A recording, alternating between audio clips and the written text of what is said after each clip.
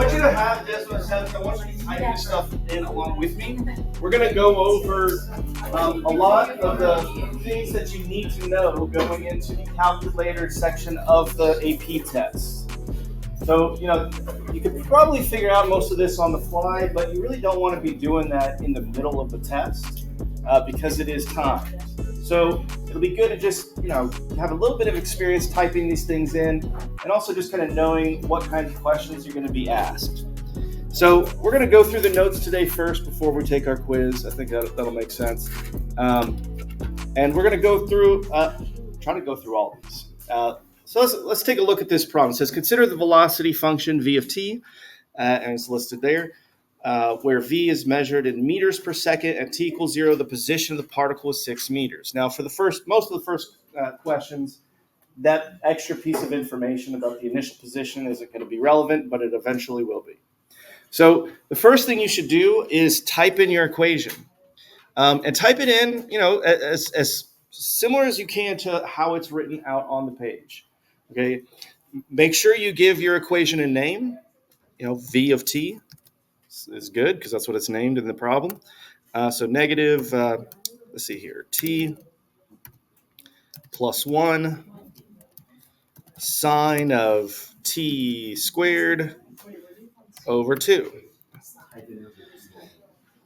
Yeah, this is going to be a really good opportunity for you guys to ask questions if you can't find where a function is or how to type something, or if you're looking for a shortcut. This is a good time to get all that cleared up. Yeah, so our test this unit is going to have a calculator portion and a non-calculator portion.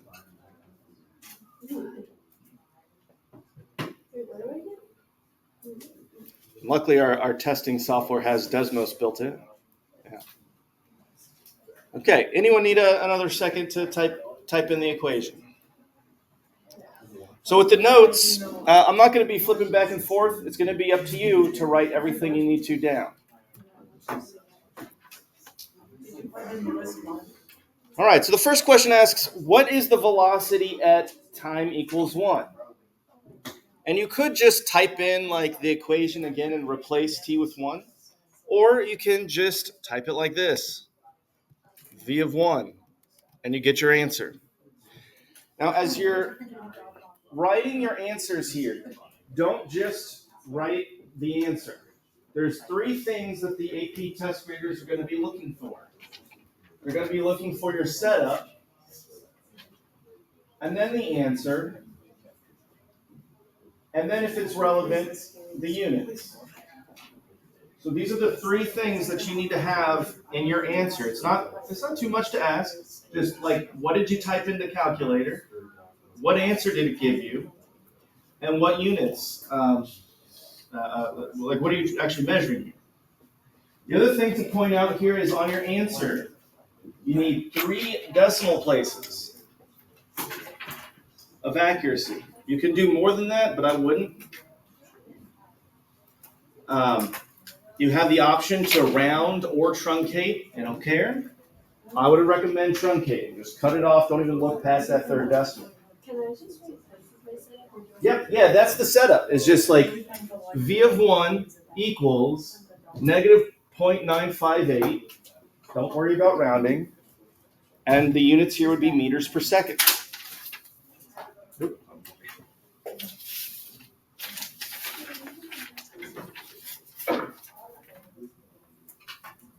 So any questions about that first one?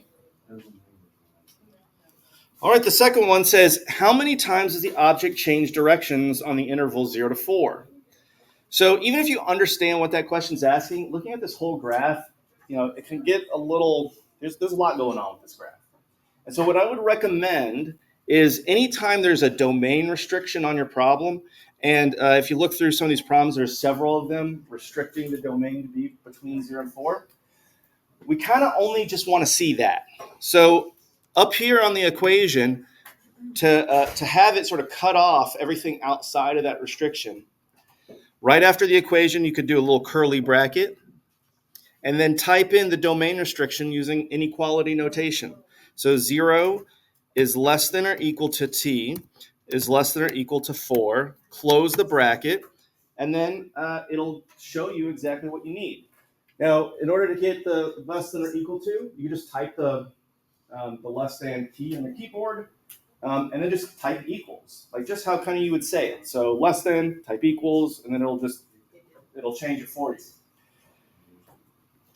Now, if you're working with a phone and you don't have a convenient keyboard, you can always get those functions from down here.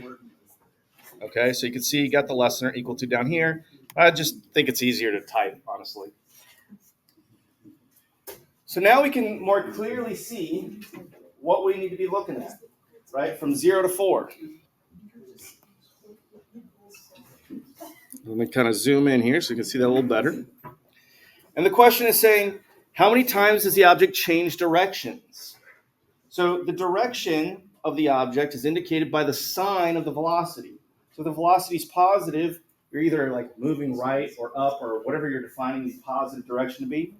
And if the velocity is negative, you're moving left or down, or again, whatever you're defining the negative direction to be. So in order for the object to switch directions, the velocity has to change signs. So how many times does the velocity change sign on this interval? 3? So here it's negative, right? And then positive, and then negative. So it's really just at these two x-intercepts where it's changing sign. So there's only 2 places where the object changes direction. So just 2, the answer there. Number 3 says, what is the acceleration at t equals 1? Now you'd want to just kind of type in, a of 1, right? But it doesn't know what a is because you haven't defined it. And this is something you have to do on the AP test. On any of these particle motion questions, if they give you 1 unit of measurement and are asking for a different one, like so in this case, they've given you velocity and are asking for acceleration, you have to write the connection between those 2 things. And you have to do that in Desmos too. Like it's not just going to know what A is. So hopefully it kind of reinforces that a little reminder, hey, you have to write that down. You have to make that connection. And so the connection we want to make here is that A of t, acceleration is the derivative of velocity, right? We don't really need to see the graph, but we just want to define like what acceleration is. And so now that we know what acceleration is, we can go ahead and just type A of 1, and we get our answer. So as far as what you would write on a question like that, you would say, first, you'd write here what I have in line 3, A of t equals v prime, and then say, okay, well, A of 1, acceleration at time 1, equals negative 2.234, and the units here would be meters per second squared.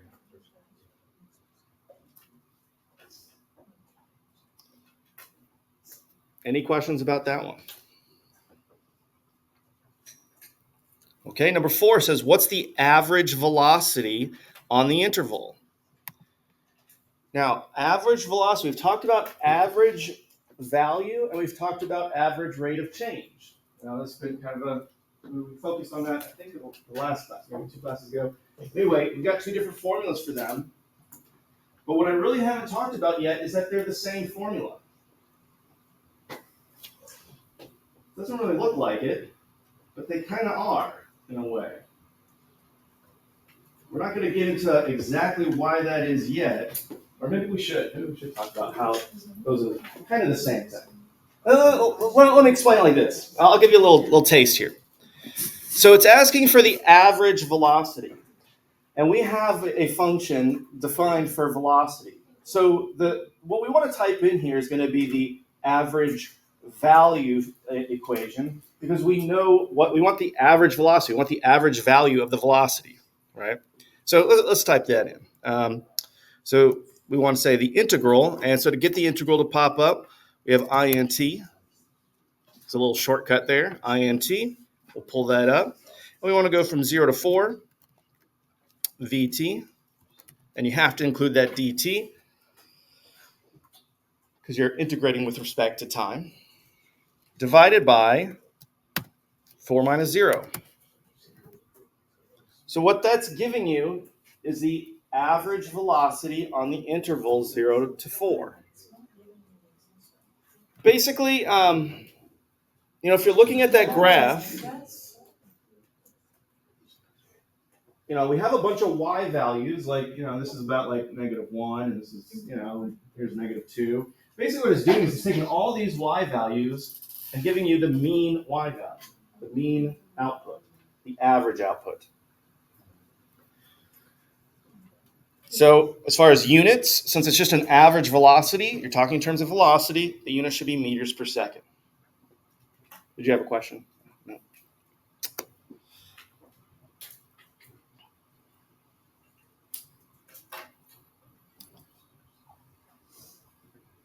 Now, what I was trying to touch on earlier is the connection between this average rate of change equation and the average value equation.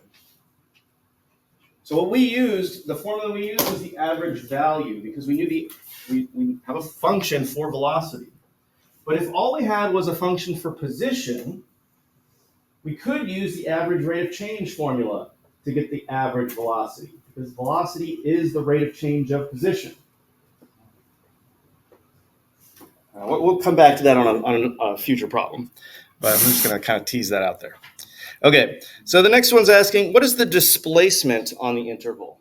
So displacement is your net change in position. And anytime you're being asked a net change question, like how did this thing change, and you're given the rate, you just integrate that rate. So we just want to find the integral from 0 to 4 of VT.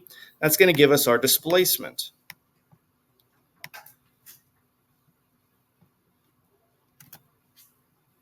I'm just going to copy and paste there, save a little bit of typing.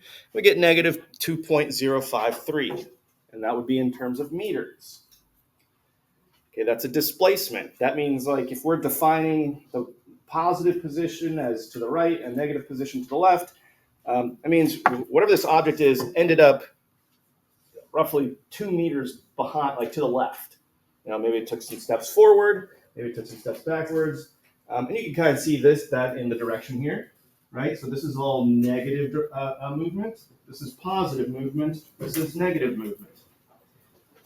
And so you can, if you're thinking in terms of displacement, it's the area under these curves, all added together. So we have all this negative area here, some positive area here, and some more negative area. And if you add up all those positives and negatives areas, you're going to get, negative 2.0 whatever. So that's the displacement. That's different than total distance. Total distance is like, so let's say I stand at 0, I take 3 steps forward and 3 steps back.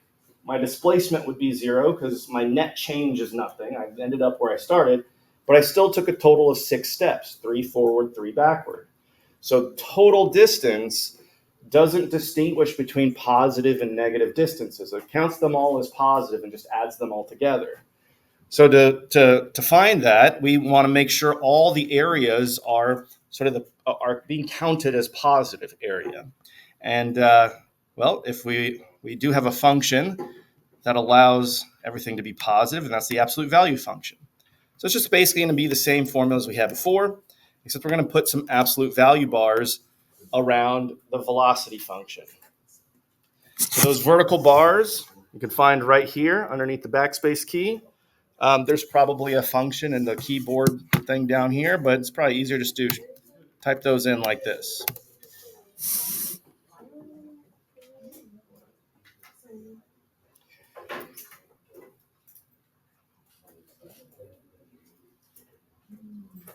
So the total distance that the object moved between t equals 0 and t equals 4 was 7.366 meters.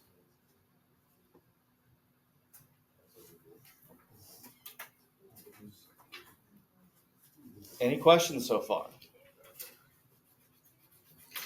All right. This next question is asking for the average acceleration. Okay, this is going to go back to what I was really trying to sort of hint at before with the connection between these two formulas. Okay, if I want the average acceleration, I have 2 ways of getting there. One way is just to find the average value of all the accelerations. Right, so I could just do integral from 0 to 4. I've already defined a of t here as the derivative of velocity, so I could just use that.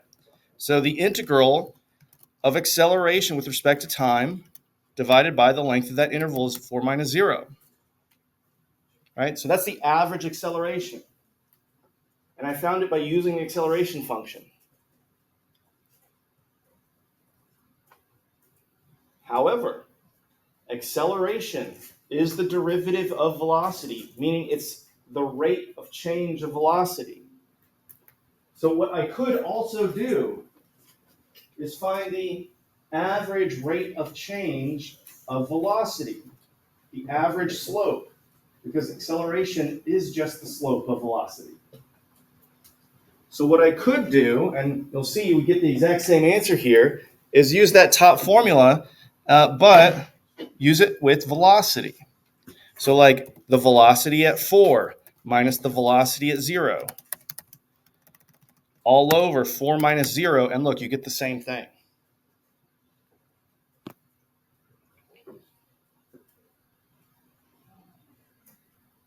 So these two formulas are connected, and they're actually connected with what we've been talking about this whole unit. I'm sorry, whoever's the fundamental theorem of calculus. Look at the two numerators here, and then look at the fundamental theorem. The fundamental theorem says the integral of f prime is equal to f of b minus f of a. Right? So if this function is the derivative of this function, then these two are the same.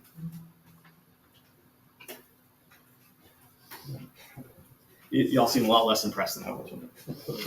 Yeah, but I think once you make that connection, that can open up a lot of, because then you can actually answer any average kind of question as long as you either know the function that you're trying to find the average of, or its derivative, and then you just pick the relevant formula. All right. Anyway, always good to have like multiple ways of getting to an answer.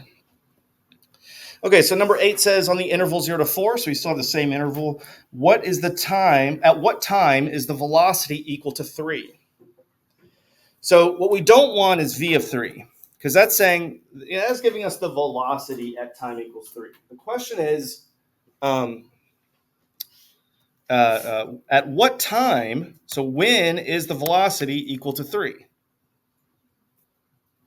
In other words, like if we're looking at this graph, t is our x-axis and v is our y-axis. Another way of thinking about this is saying, okay, well, at what x value is y3? And so if you're doing this on a TI-84, it's pretty tedious to punch in all the buttons to get this answer. But on Desmos, it's super easy. Just write another equation, y equals 3, and then hover over those intersection points. We can see we're going to get two solutions here. One of the solutions will be 2.841, and then the other solution is 3.321.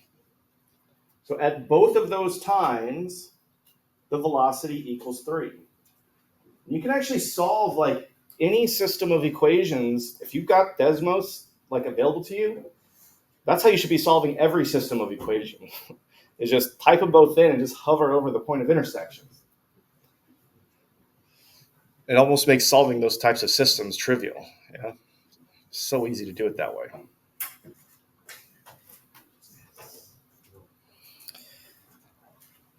Any questions about that one? All right, number 9 says, what is the change in position from 0 to 4? Well, change in position is just another way of saying displacement, okay? Displacement specifically means the net change in position. But so displacement is the change in position. And we've actually already answered that question, right? We answered that on number 5. Okay, the displacement, you just retype. You don't even have to retype it. It's negative 2.053. And that's in meters. So what I'm saying is 5 and 9 are the same question, just worded differently. Number 10 says, what is the position of the particle at t equals 4? This is a question that we really haven't answered yet. This is a new one. Okay, but it's just going to be an application of the fundamental theorem again. So let me kind of break down that fundamental theorem one more time. I think you'll see how we're going to get this a little different. So the fundamental theorem says the integral from a to b f prime dx is equal to f of x, no, f of b minus f of a. Now what we're interested in here is the position at time equals 4. Okay. What we know is the position at time equals 0. This was given in the initial prompt. It said at t equals 0, the position of the particle was 6 meters. So that means that, and let's change these to what they actually are. So if this is velocity, this would be position.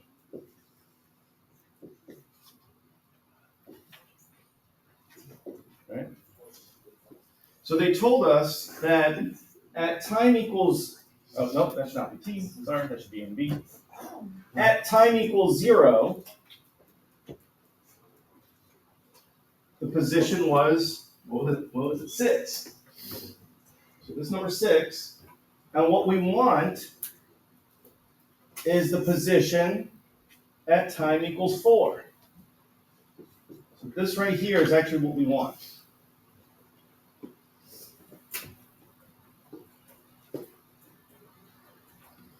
So what we can do is just rearrange this fundamental theorem and solve for what we're actually looking for.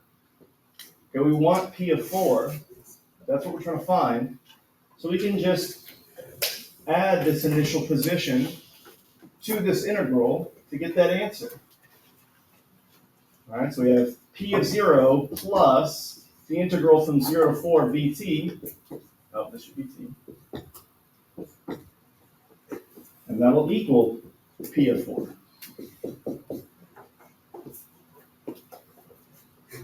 So this is why you sort of have to be given some position to be able to find another position. It really comes back to that whole plus c thing. Okay, so P of 0 we said was 6. This integral we've already found using Desmos, so we don't need to, we're just going to retype it basically. But that's how we're going to find P of 4. All right, so let's go ahead and type that in. We want 6, that's f of, P of 0 is position at time 0, plus the integral from 0 to 4 of vt dt. So we get 3.946 meters. I'm going to start asking more and more problems that are set up like that, where I give you like one coordinate on an antiderivative, and are asking for another coordinate, essentially, given some information about the integral. I think you're going to see that that's going to, from here on out, it's going to become a pretty common question. Yeah. How did you figure out what P of 0 was? It was given. It was given in the initial prompt at the very top. Yeah, and I couldn't do it without that. Yes, ma'am. Yeah, of course. Is the unit meters for that? The unit should be meters. Yep. So yeah, position in this problem is going to be meters. Velocity meters per second. Acceleration meters per second squared. So it's always going to be like distance per time, distance per time per time.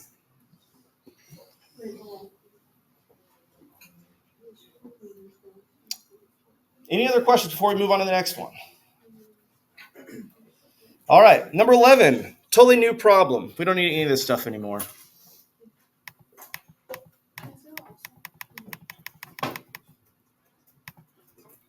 It says during a rainfall, the depth of water in a rain gauge increases at a rate modeled by this function. So I'm going to go ahead and type in the function, R of t, and this is a rate function, 0.5 plus t cosine of, and then if you want a shortcut for getting pi, it's just to type pi, just how it's spelled. So pi t cubed over 80. Yeah, we got some wild functions we're dealing with here. Yeah. Look at that. That's fun. All right. Yeah, you can just type in pi for pi.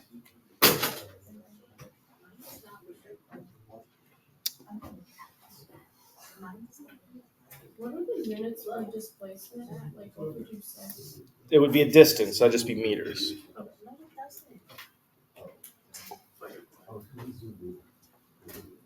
Yours look different? Oh, that's fine. Yeah, that's fine. Mine's just stretched out. So you could stretch out the axis. Oh, no, it's not. Wait, see if you like grab that. Yeah, I don't know how you do it in an outline. But I wouldn't worry about it. It's not a big deal. Okay, so there's our function. It says, where were we? Oh, yeah, where t is measured in time in hours since the start of the rain, and R of t is measured in centimeters per hour. How much did the depth of the water in the rain gauge increase from 0 to 3? So this is asking for a net change. It's asking for what is the change in the depth of the water. So anytime it's a net change question, like how did this thing change, and you're given the rate, which we are given the rate function, all you need to do is just integrate, in this case from 0 to 3, of R of t. Now, if on the calculator portion of the multiple choice section, you don't have to show any work. All right, you just hopefully you typed it in correctly. So that's all you got to worry about. So yeah, your answer is D there. All right, let's take a look at number 12. Any questions about number 11? Number 12. I'm going to start monkeying around with some bananas here. Okay, when a certain grocery store opens, it has 50 pounds of bananas on a display table. Not 50 bananas, but 50 pounds of bananas. Be careful with your units. Customers remove bananas from the display table at a rate modeled by function f. So on your notes, you might want to make a note of that function f is talking about the rate at which bananas are being removed. Because we're going to have another function. Function g measures in pounds per hour the rate at which bananas are added to the table.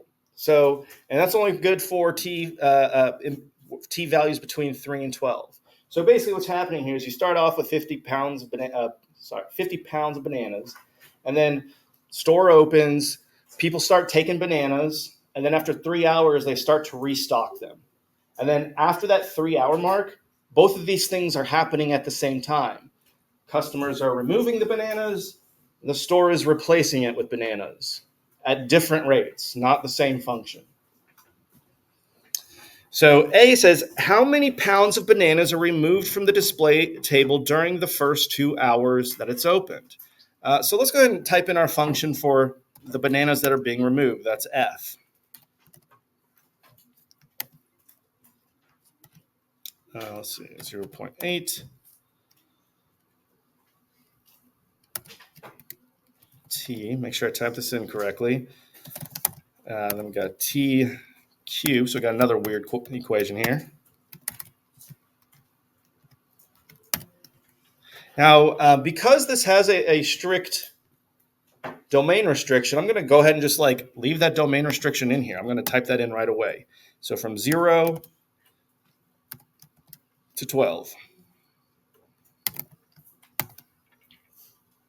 And I think whether or not that's inclusive is not going to make a big difference here. Okay, so now what you might do, because this is going to get a little confusing having the two different functions, it might be worth making a little note here, that these are for the bananas that are being removed, just like so that as you go on with the equation, you don't get them mixed up. So it's the rate that bananas are being removed. Okay. And then the rate that bananas are being added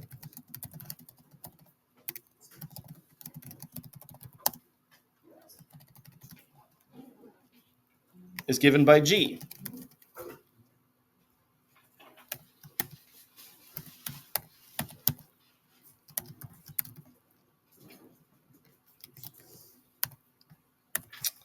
And this is for T values between 3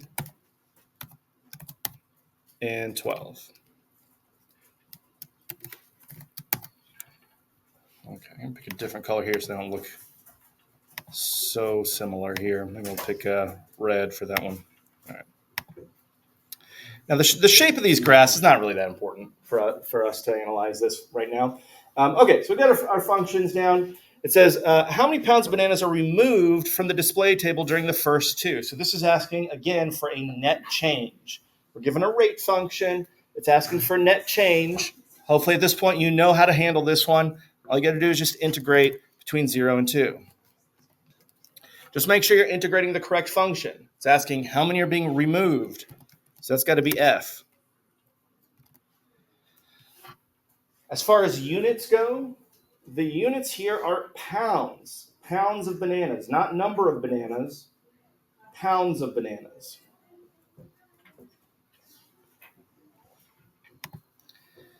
Letter B says, how many pounds of bananas are on the display table at time equals 8?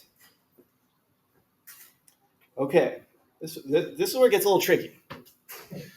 So it says, how many pounds of bananas are on the display table at time equals 8? So basically what we need to do is, in your head, imagine like the timeline of events here. You open the store. You start off with 50 pounds of bananas. So I'm going to start with 50, right? And then from time equals 0 to, we're going to actually end at 8 for this problem. It's asking about time equals 8. We want to find the net change in the number of bananas that are being removed, right? People are grabbing bananas and grabbing all. Let's take those away. So we're going to take away all the bananas, the net change in bananas from 0 to 8.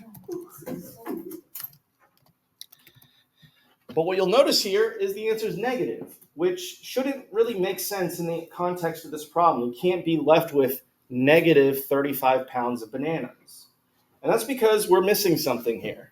We've accounted for the number of pounds of bananas we started with, all the bananas that were removed, but we forgot that there's going to be bananas being added back to the table, starting at time equals 3. So we need to add those back. We're going to add the net change in bananas being added from 3 to 8. And we're starting at 3 because the store is actually not going to start restocking until time equals 3. GT dt. And now we have a much better answer here. So roughly 23 pounds of bananas are on the display table at time equals 8.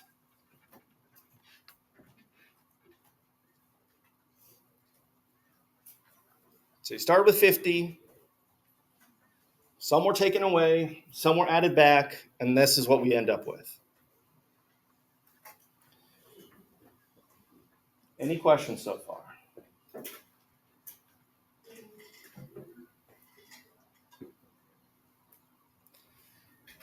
Okay, part C says, to the nearest whole number, what is the average rate, average rate at which bananas are removed from t equals 0 to t equals 3?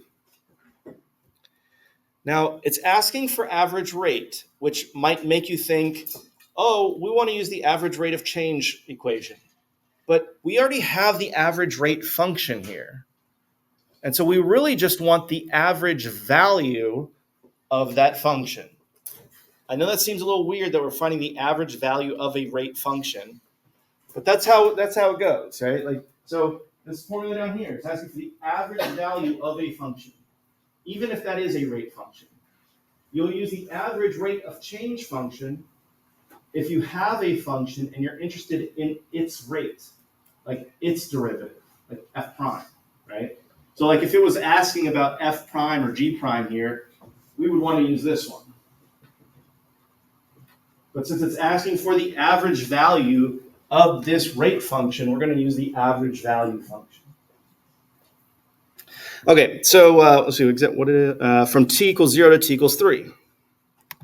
So we'll integrate from 0 to 3. And we're trying to find the average value of the addition function, the rate that bananas are being added. Oh, no, I'm sorry, to removed. So that'd be f. So f of t divided by 3 minus 0.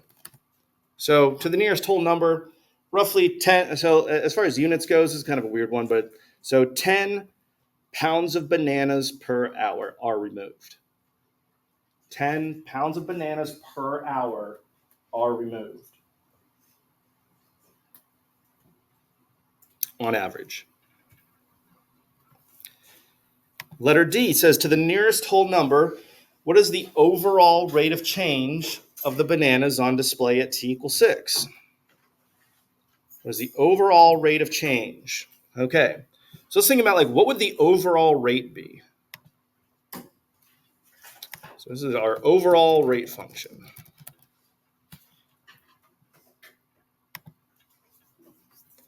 Okay, well, it's the overall rate of change is going to be a combination of what's being added and what's being subtracted. So what's being added are the bananas given by the g rate function. And we want to take away the bananas that are being removed. All right? So that's our overall rate function, g of t minus f of t. So if we want to know what's going on at t equals 6, well, we don't want t. We're just going to find that exact value. So g of 6 minus f of 6. And if we're rounding to the nearest whole number, we would say that there are roughly -2 pounds of bananas. Well, that's the rate. So how do we interpret that? We would say, I guess we would say that the number of pounds of bananas are decreasing at a rate of 2 pounds per hour. So it's decreasing at a rate of about 2 pounds per hour.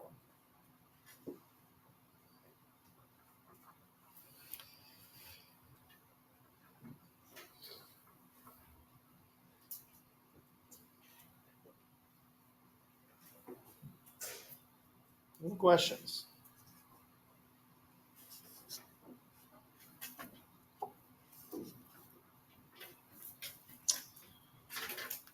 All right. Well, that's number 12. Enough about bananas. Number 13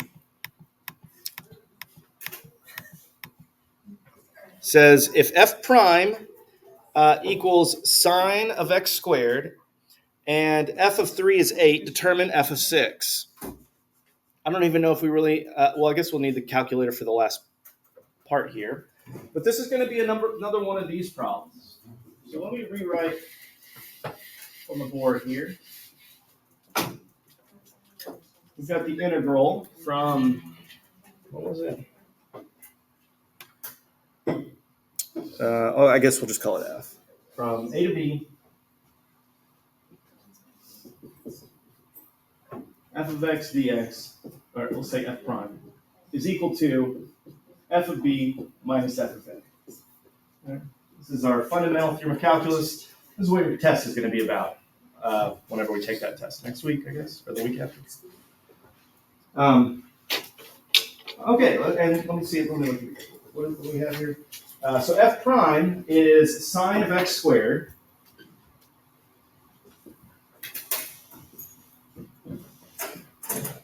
And we want, so we're given f of 3, but we want f of 8.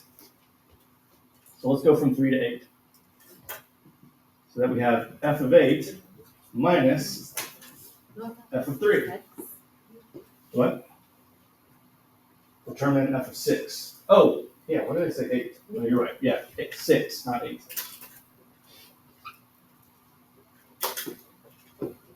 All right, so we're setting up this fundamental theorem so that we can solve for, look, one more time, f of 6. So we're looking for this one.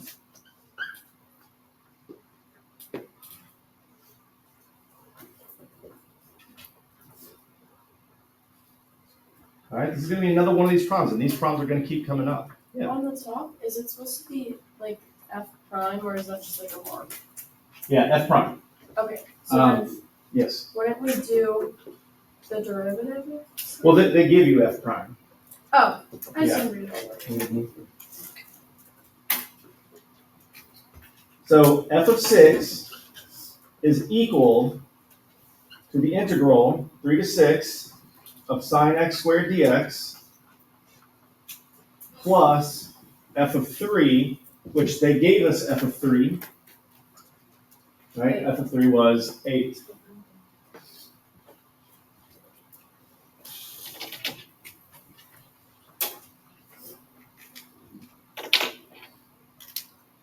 All right, now we don't know how to compute that by hand yet, so we're just going to type that in the calculator. So we've got the integral from 3 to 6 of, what was it, sine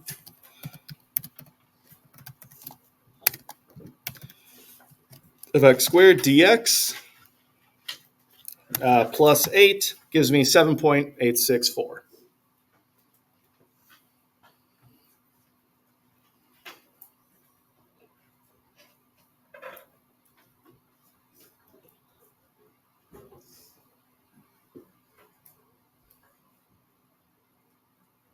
Any questions about that one? All right, let's do one last problem that's kind of like that, okay? And that's number 14. Actually, I do not believe you need a calculator for number 14, so I'll switch back over here to the notes page.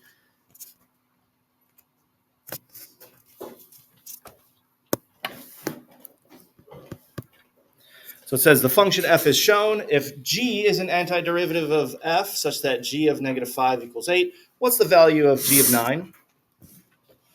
So we're going to set up a fundamental theorem here. Right, we're going to go from a to b. G is the antiderivative of f. So if we were to integrate f of x dx, we would get g of b minus g of a. Right?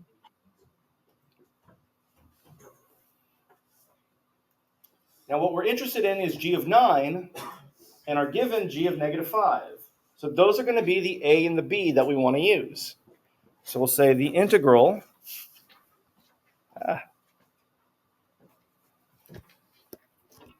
from negative 5 to 9 of f of x dx equals g of 9 minus g of negative 5.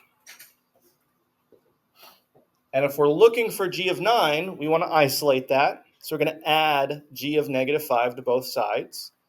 And I guess just like the last problem, that's equals 8. So g of 9 will equal the integral from negative 5 to 9, f of x dx, plus g of negative 5, which is 8. So I'm just going to replace that with an 8.